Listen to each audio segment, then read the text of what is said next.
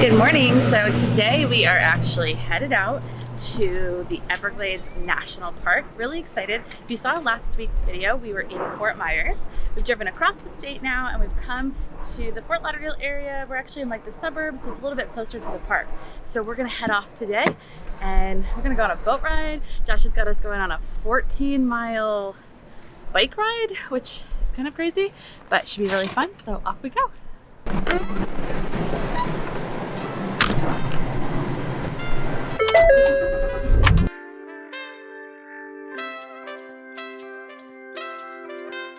We've made it into the park. A few interesting things has happened since we got here. So first, the parking lot was full. It's really tiny. We came to Shark Valley entrance because it's not the main entrance, so we thought it'd be less crowded, and there's some stuff here that we wanted to do. Yeah. But actually the lot was full. So we ended up having to park out on the street. And we got here about 10:30, so not incredibly early, but not that late.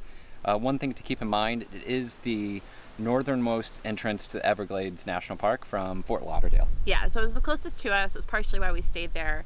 And when we got here, we actually just parked on the road out on the main sort of stretch before the entrance. There's tons of parking kind of on the shoulder that everyone was parking. So it seems like that's a normal thing to do. Yeah. We did the walk-in. So make sure if you don't have an annual pass, it's $15 per person to walk in. So this is another one of those situations where if you're going to go to more than 3 national parks in a year, it's definitely worth getting the America the Beautiful pass. This thing has more than paid for itself. So that was super easy. We got to cut the line. Yeah. We showed it to him, walked in. It's actually the first time we've ever been asked to show our ID with the pass, so that was interesting. So make sure it's signed so you don't get yelled at by a park ranger. And we rented bikes. Yes. Because 7 miles out on this trail, there's this really tall tower that you can go out and get a 360 panoramic view. So we rented bikes. It's $9 an hour per bike. There's also a tram if you're not interested in biking 14 miles in a day.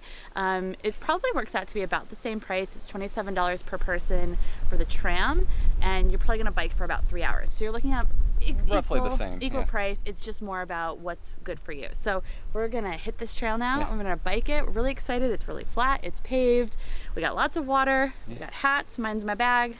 We're gonna do this. We're excited to see some wildlife. So let's hit this trail. Let's go.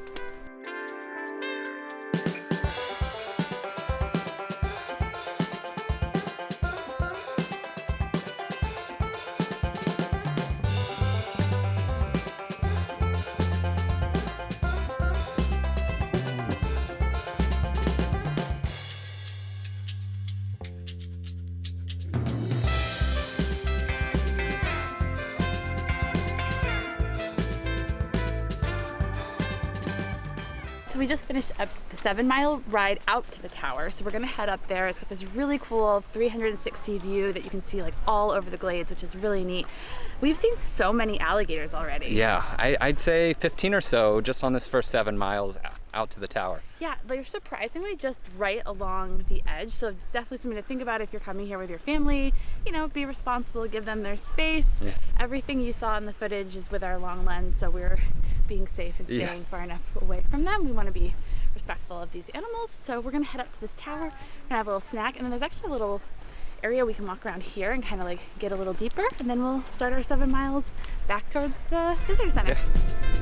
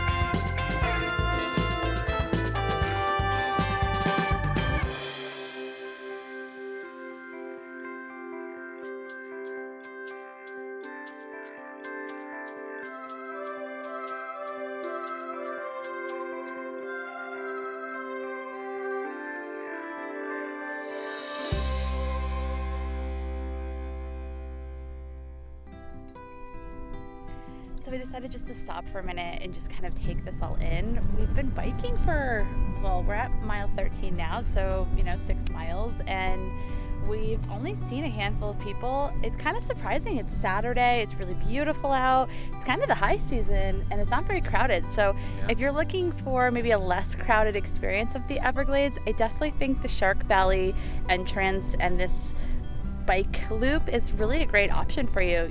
We've seen so many alligators right on the edge, and I don't know, I just feel like it's really cool to be able to kind of bike through this with almost nobody with us.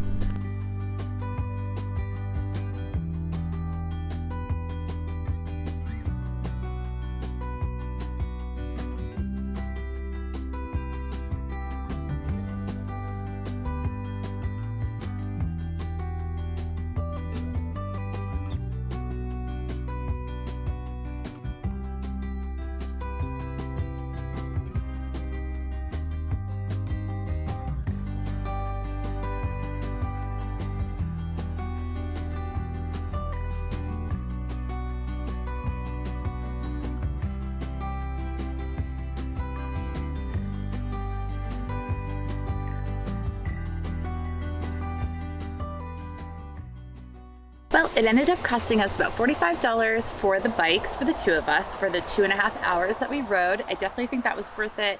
You could do that by foot, but it would really take you quite a long time, I think, and we just loved that. That was fantastic. But we're now on to the thing that we have been most looking forward to when coming to the Everglades and planning this trip. So we're at a Coopertown airboat tour. So Coopertown airboat tour is approved by the national park. Well, there are only a few of them that are because of the restoration project. The last time the hurricane came through, they're trying to preserve the Everglades the best that they can. So they're limiting the airboats tour companies, and we're really looking forward to hopping on one this afternoon. Yeah, so before we do that, we're going to have a little lunch because we're both a little hungry, and then we're going to spend the rest of our afternoon out on an airboat, which should be really exciting. Yeah.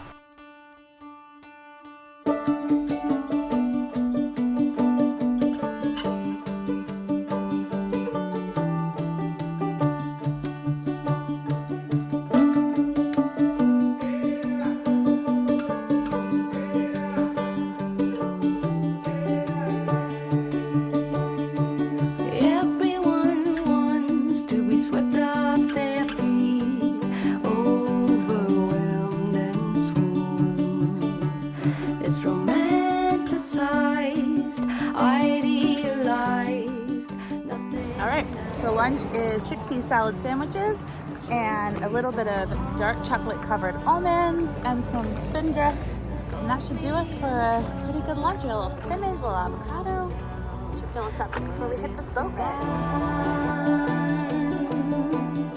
I wanna be in. I knew from the start I would get in.